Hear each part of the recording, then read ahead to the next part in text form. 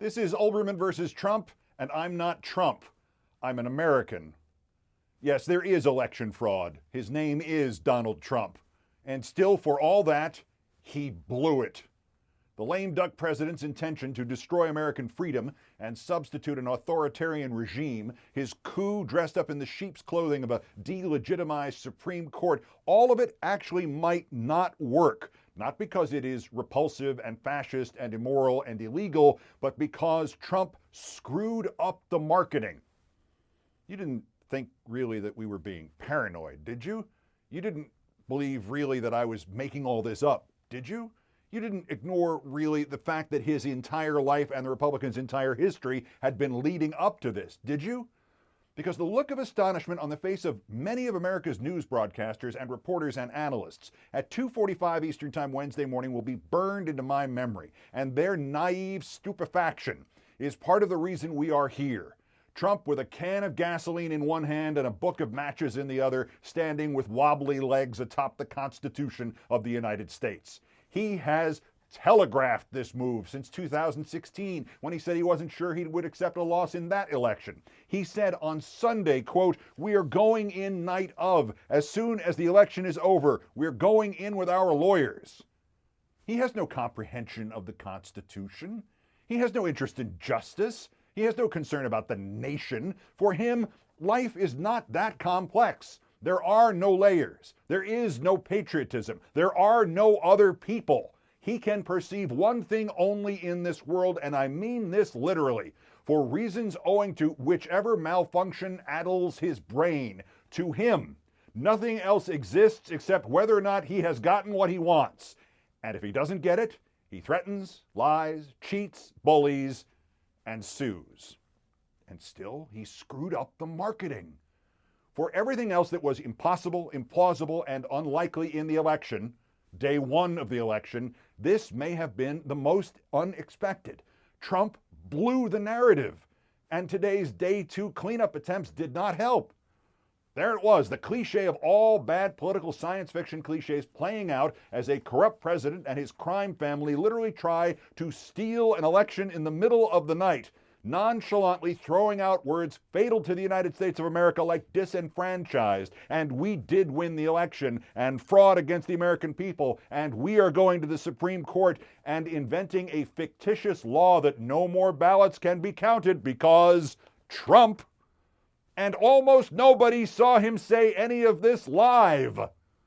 He waited to speak until 2:22 Eastern Standard Time. He waited until after Joe Biden spoke. He waited so late that his message was seen live by, at most, the 16% of America living in the Pacific time zone. And most of them wouldn't have been watching anyway. He waited so long that he left the content of his evil message to the tender mercies of America's television news producers and the morning shift coming in refreshed and freshly stunned and freshly angry and lighting Trump on fire as well they should have. Stunningly, he blew it. Obviously, the promise to go to a Supreme Court featuring 3 justices he appointed in the last 3 years is a gun pointed at the very legitimacy of the American judiciary and, more importantly, its electoral process. Obviously, his disgusting and disqualifying fraud invokes all the flavors of nightmare, reducing us to a banana republic, the suppression of votes, protests and counter-protests, violence, Brooks Brothers protests, the interruption of the peaceful transfer of power, even the specter of civil war. And yet, throughout, these weighted and awful words stated so matter-of-factly, the overthrow of the government of the United States by its serving lame duck leader, said and done so impassively like it was just another lie about the out-of-control COVID-19 epidemic killing us at 1,000 a day. And still, he blew it. Joe Biden spoke confidently, he spoke politely, but he insisted neither he nor Trump could claim victory. He insisted that every vote had to be counted. Pleasantly and buoyantly, he walked right up to that line and declared he would not declare victory, but he declared that soon enough he would become the first to legitimately declare victory. He also spoke first. But then, for reasons only he would be able to understand, El Presidente, the ultimate confidence trickster, the scam artist, the man who has proved that not only can you sell the sizzle instead of the steak, you can sell the sizzle without any steak whatsoever, blew the narrative. The champion snake oil salesman of the Western world waited until 2:22 in the morning to make his immoral and illegitimate claim. 2:22 Eastern, 11:22 Pacific. For all intents and purposes, the middle of the night in 7/8 of the continental United States. A strategic blunder of immeasurable volume. The lame duck Trump clearly was not constrained by the reality of the law or the reality of ethics or the reality of national unity. He was not stopped by any desire to appear presidential. He was stopped because he was busy tweeting. He'd already gotten onto Twitter at 12:44 Eastern, throwing out a paranoid claim that they were trying to steal the election and votes cannot be cast after the polls are closed. And he misspelled polls. His misspelling of P-O-L-E-S made it seem as if he was referring to the polls in Poland, or the North and South Pole, or the Barber Pole. He deleted that tweet, corrected the spelling, sent a new tweet, and Twitter promptly declared it electoral misinformation. He finally put out another tweet claiming victory, and then he did nothing. For 90 minutes, as Biden's words echoed across this country and were seen as assertive but not threatening, patient but not delaying, in a word, presidential, Trump fixed his hair or something. He waited 90 minutes to stage that miniature fascist rally in the East Room and then gave perhaps the worst public performance of his life. If you are going to stage a coup, if you are going to assert that you are destroying the United States in order to save it, you can't hold back. You can't say, they are stealing it from you. You have to accuse by name the thieves. And you have to present a consistent, unified, and easy message for simpletons. You cannot complain about not being credited with a victory in Texas when all news organizations had already given you victory in Texas. You cannot just make up a law saying no more votes can be counted and then introduce your henchmen to say that all the votes are still being counted. You cannot make a speech so rambling and egotistical and devoid of the sense of crisis that your fascist supporters must share to justify burning down this country. You cannot leave any room for even Republican diehards like Rick Santorum and Chris Christie to react live on television in horror, and other conservative commentators to react as one did on PBS by dismissing what you said as spin.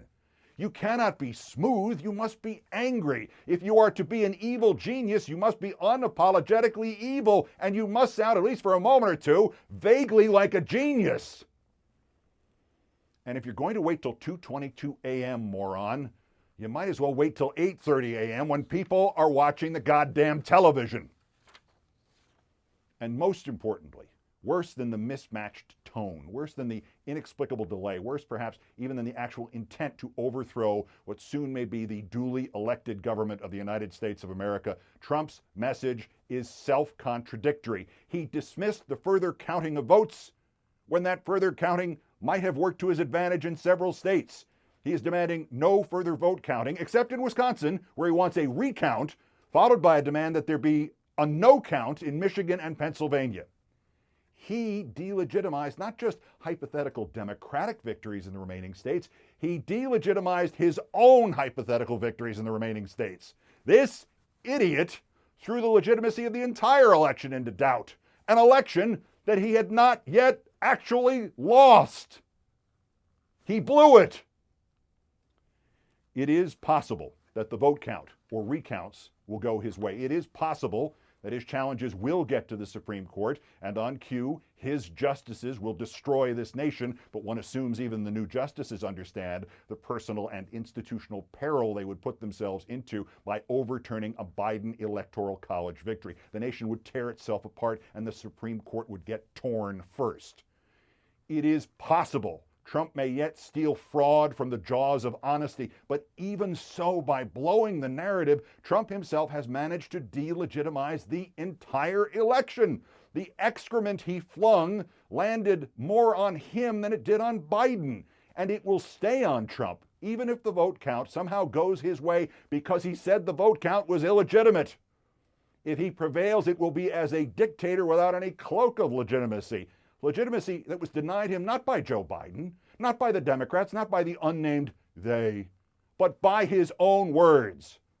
If he leaves, Donald Trump is illegitimate. If he stays, Donald Trump is illegitimate. He blew it.